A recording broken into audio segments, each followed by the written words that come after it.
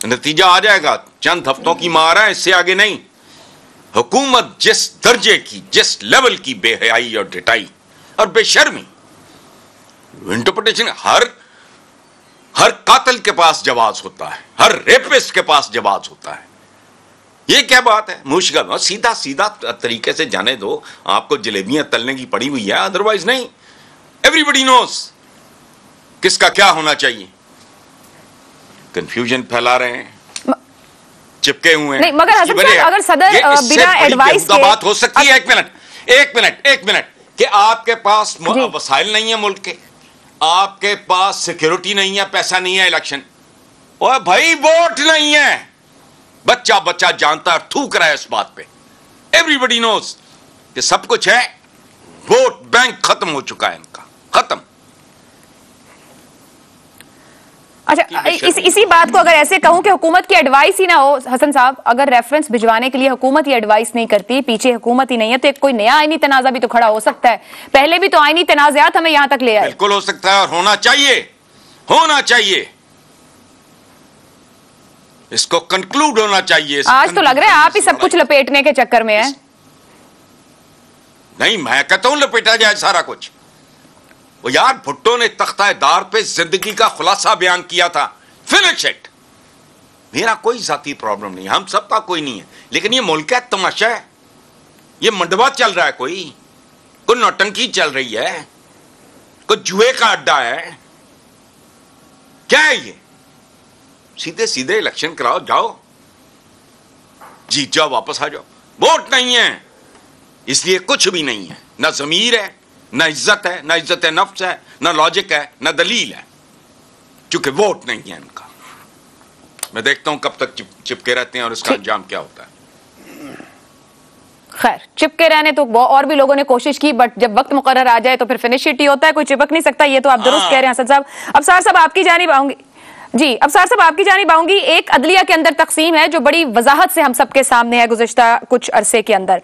क्या सदर उस अदलिया की तकसीम का फायदा उठाते हुए सुप्रीम कोर्ट में रेफरेंस भेजेंगे और पीटीआई को इसका फायदा होगा?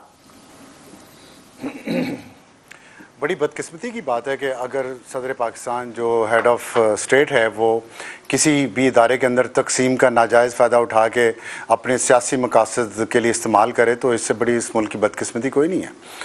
मैं आपको अभी मुझे ना याद आ रहा था, अल्ताफ़ हुसैन हाली ने शायद कहा है कि जो हजूर सल्लल्लाहु अलैहि वसल्लम की आमद से पहले अरब मुआशरे का हाल था ना, वो कहीं घोड़ा आगे बढ़ाने पे झगड़ा, कहीं पानी पीने पिलाने पे झगड़ा। आपको एक दिलचस्प वाक़या सुनाऊं, सच्चा। ये इस्लामाबाद जो शहर बना है ना, ये जनरल अयूब खान और जनरल यहिया खान ने बनाया था। और इसमें जहाँ जो इस्लामाबाद के अंदर एक छोटी सी पहाड़ी है, जहाँ जो सबसे ऊंची जगह है ना, वहाँ ऐवान सदर के लिए जगह रखी गई। और अगर आप ऐवान सदर में खड़े हों और इस्लामाबाद की तरफ देखें तो इस ऐवान सदर के पाँव में दाईं तरफ एग्जेक्टिव की बिल्डिंग्स हैं, फेडरल सेक्रेटेरिएट जिसे कहते हैं, और ऐवान सदर के पाँव में लेफ़्ट साइड पे पार्लियामेंट की बिल्डिंग है। तो ये सदर को सबसे ऊंचा, उस वक्त सदारती निज़ाम था तो सदर सबसे ऊपर होना चाहिए था, उनका ख्याल था। तो पार्लियामेंट की बगल में लेफ़्ट साइड पे सुप्रीम कोर्ट की बिल्डिंग है। अब सुप्रीम कोर्ट की बिल्डिंग बाद में बनी है सबसे, और 1993 में यहाँ पे इस बिल्डिंग में सुप्रीम कोर्ट शिफ्ट हुई, लेकिन उसका शिफ्ट होना डिले होता जा रहा था। जस्टिस अफजलुल्लाह चीफ जस्टिस थे, और डिले की वजह यह थी कि जजेस हजरात ये चाहते थे कि जो सुप्रीम कोर्ट की बिल्डिंग है उसकी ऊंचाई पार्लियामेंट की बिल्डिंग से ऊंची हो जाए, और वो क्योंकि प्लॉट ज़रा नीची जगह पे था, पार्लियामेंट की बिल्डिंग जो है वो ज़रा ऊंची जगह पे है। आप सोचें हमारी लड़ाइयों का हाल, सोचें आप, वो बिल्डिंग में शिफ्ट नहीं हो रही थी, पिंडी से यहाँ पे सुप्रीम कोर्ट शिफ्ट नहीं हो रही थी कि जब तक सुप्रीम कोर्ट की बिल्डिंग ऊंची नहीं हो जाएगी पार्लियामेंट की बिल्डिंग से, तब तक हम नहीं शिफ्ट होंगे। उसमें फिर डिज़ाइन में थोड़ी सी तब्दीली करके, जो सामने आपने देखा होगा मेहराब नज़र आ रही है ना, उसको ऊंचा किया गया, सिर्फ उसको ऊंचा किया गया, क्योंकि बाकी बिल्डिंग तो नहीं हो सकती थी ऊंची, ताकि वो पार्लियामेंट से ऊपर हो जाए। ऐवान सदर से ऊंची वो फिर भी नहीं हो सकी सुप्रीम कोर्ट की बिल्डिंग। जहां हमारी सोच ये हो, जहां बड़े ओहदों पे इस सोच के लोग आके बैठ जाएं, वहां कौम कहाँ, आवाम कहाँ, उनके मसाइल कहाँ।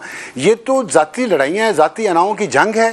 जिसमें हम फंसे हुए हैं, और जो कुछ एक साल में अदलिया ने जो कुछ किया है, ये सारा बहरान, जो मैं तो इस बात पे मुत्तफिक हूँ कि ये सारा बहरान मौजूदा सियासी और मुआशी ये अदलिया की तरफ से घड़ा गया है। और मेरी उम्मीद थी कि इमरान खान साहब वोट ऑफ नो कॉन्फिडेंस हार के असम्बली में बैठते।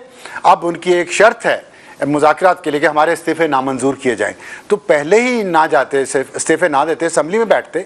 लीडर ऑफ द अपोजिशन का ओहदा भी मांग रहे हैं, अब मुतालबा कर रहे, तो वो उनके पास ऑटोमेटिकली होना था। आप सोचिए कि फर्क क्या है, मुद्दत पूरी कर लेने देते पिछले साल, ये जो अब हुकूमत है, अगर उन्हें मुद्दत पूरी करने देती अब साहब, तो शायद अब तक ये कहीं और मामला जा चुके होते।